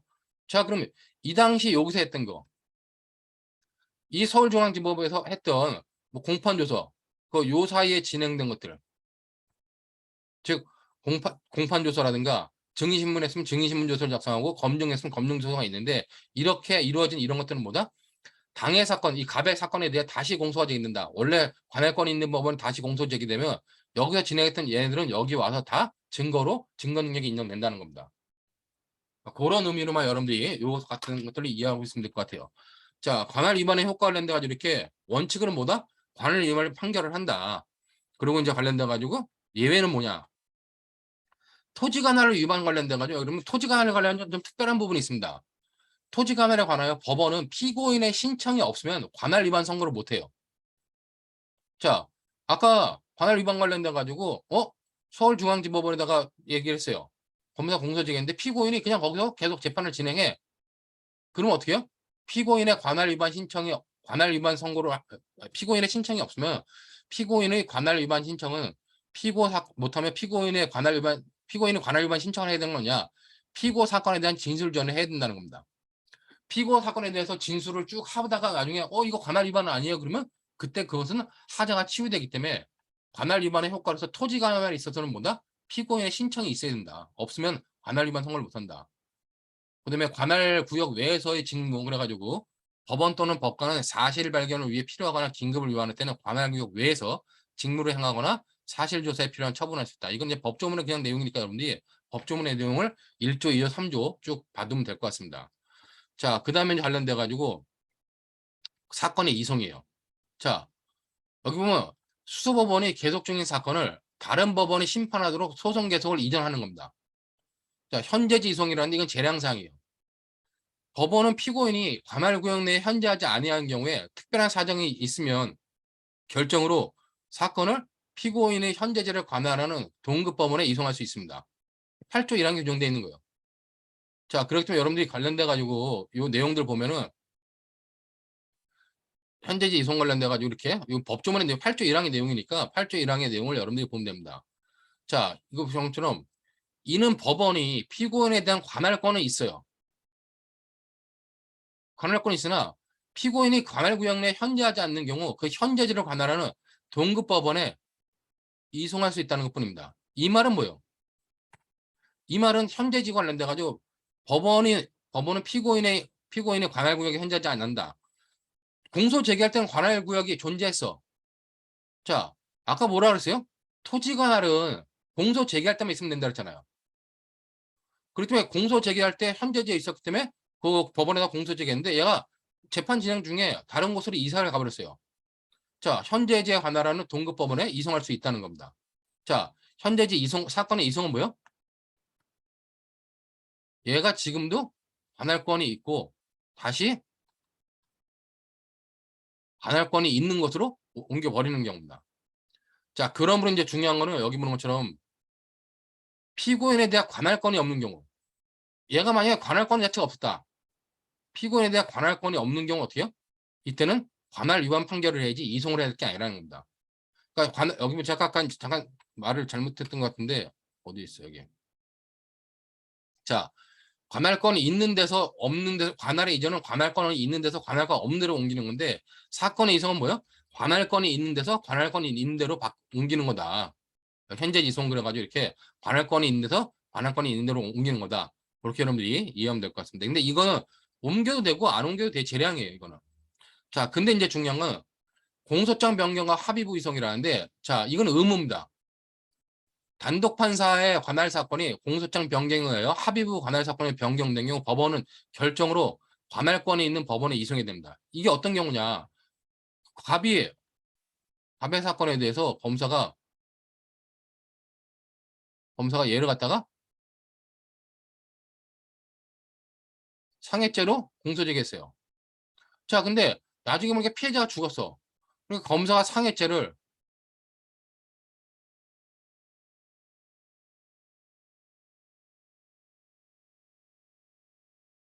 상해치사죄로 바꿨습니다. 이게 왜 이러지? 잠깐만요.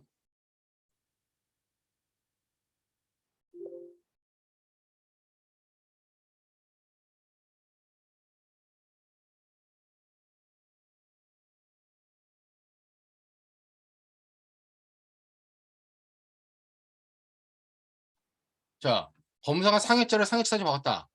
상해죄가 단독인가? 그럼 모르겠네. 단독이라고 봅시다. 우선은 야. 단독인데 상해치사죄는 합의부예요. 확실하게. 그럼 단독부 사건이 합의부로 공소장 변경에서 바뀌었잖아요. 단독 판사 관할 사건이 공소장 변경에 합의부 관할 사건 변경됐다. 그때 법원은 어떻게 하냐? 결정으로 관할권이 있는 법원에 이송해야 된다는 겁니다. 8조 0. 여기 보는 것처럼 단독부의 사건 단독부 사물 관할이 합의부로 바뀌면 어떻게 해요? 항소심에서 공소장 변경에 의하여 단독 판사의 관할 사건이 합의부 관할로 변경이고 관할된 경우는 관할권이 있는 고등법원에 사건을 이송해야 된다는 겁니다. 반드시 의무해야 돼요. 근데 여러분들이 잘 봐야 될 게 이 8조 2항은 뭐예요? 8조 2항은 단독 판사 사건 관할이 합의부 사건으로 이렇게 변경된 경우만 규정하고 있다는 거예요. 8조 2항은. 이 2013년 나온 요 판례처럼 합의부 사건이 단독부로 바뀐 경우 어떡하느냐. 자, 이렇게 합의부 사건이 단독부로 바뀐 경우는 이건 뭐냐? 이거는 규정이 없다는 겁니다. 규정이 없기 때문에 이건 어떻게 해요? 합의부 사건이 공소장 변경에 의해서 단독 판사로 바뀐다. 규정이 없기 때문에 이 경우는 그냥 합의부가 심리하고 판단하면 된다는 겁니다. 판결하면 된다는 겁니다. 2013년 판례 의미는 합의부가 심판한다. 단독부한테 넘기면 안 된다는 겁니다. 자, 그렇다면 여러분들 여기 보는 것처럼 밑줄인 것만 잠깐 보면은 형사정법은 제8조 2항에서 단독 판사의 관할 사건이 공소장 변경에 합의부 관할 사건으로 변경된 경우 합의부로 이송하도록 규정하고 있을 뿐이다. 응? 8조 2항은 단독에서 합의부로 바뀐 경우만 규정하고 있다는 겁니다. 그 반대의 경우에는 규정하고 있지 않다. 그러므로 법관 등의 사무분담 및 사건 배당에 관한 얘기에서도 이러한 경우를 재배당 사유로 규정하고 있지 않다는 겁니다. 그러면은 사건을 배당받은 합의부는 어떻게 해요? 처음에 사건 배당받을 때 사건 배당받은 합의부는 공소장 변경 허가 결정을 하였는지 여부와 상관없이 사건의 실체에 들어가 심판을 하였어야 하고 사건을 단독 판사에게 재배당할 수 없다는 겁니다. 근데 이 경우에 이제 이 경우에 사건을 갖다가 이거 합의부의 사건이 아니기 때문에 합의부에 배당된 사건을 재배당해서 1심 법원 단독부에다가 재배당을 한 겁니다. 자, 그런 건 뭐다?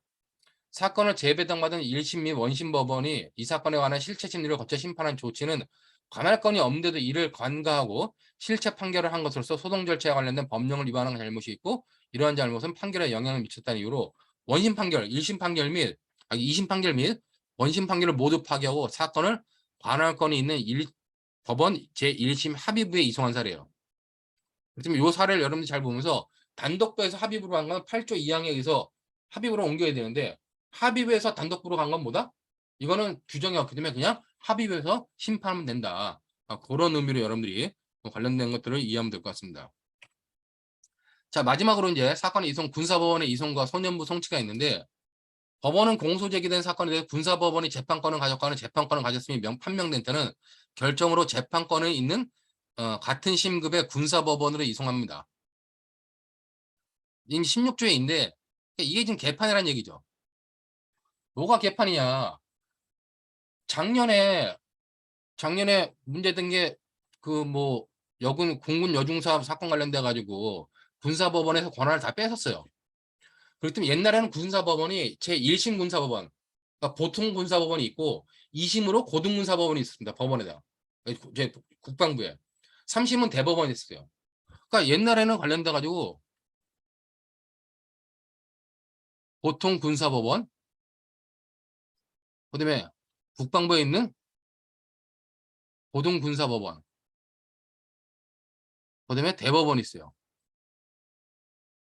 근데 지금 이 사건 관련돼 가지고 국방부에서 이런 뭐 군사법 제도에 대한 권한을 안 놓치려고 개정을 통해 가지고 후딱 개정을 했습니다. 그때 지금 현재는 어떻게 했냐?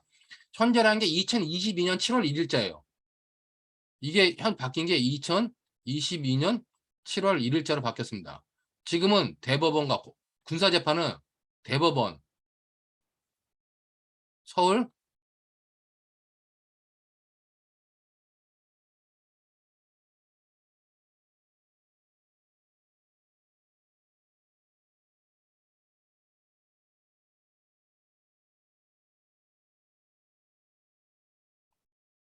서울 고등법원인가?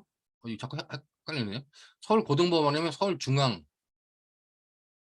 중앙지법인데 서울 고등법원을 알고 있어요. 대법원. 그렇다면 다 일반 법원에서 한다는 겁니다. 옛날에는 2심을 고등군사법원에서 했는데 지금 뭐요? 서울 고등법원에서 해요.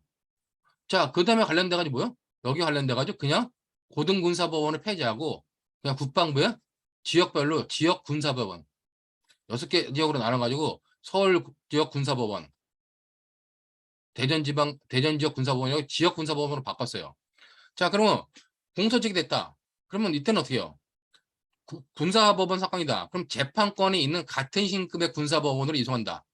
재판권이 있는 같은 신급의 군사법원은 필요 없다는 얘기입니다. 그냥 군사법원을 보내면 되는 거예요. 그냥 지금은. 그다음에 이제 이 형사정법을 개정 안 했죠, 이걸로. 자, 그다음에 이런 부분에서 군사법원으로 보낸다. 그렇게 여러분들 이해하면 될 것 같고, 고년이면 이제 소년부 성취 관련돼 가지고 여러분들이 아직 뭐 소년법 같은 걸 배우지 않아서 모르겠는데 법원은 소년에 대한 피고 사건을 심리한 결과 보호 처분에 해당 사유가 있다고 인정된 결정으로 사건을 소년부에 송치할 수 있어요. 자, 이게 뭐냐면은 우리가 소년 사건은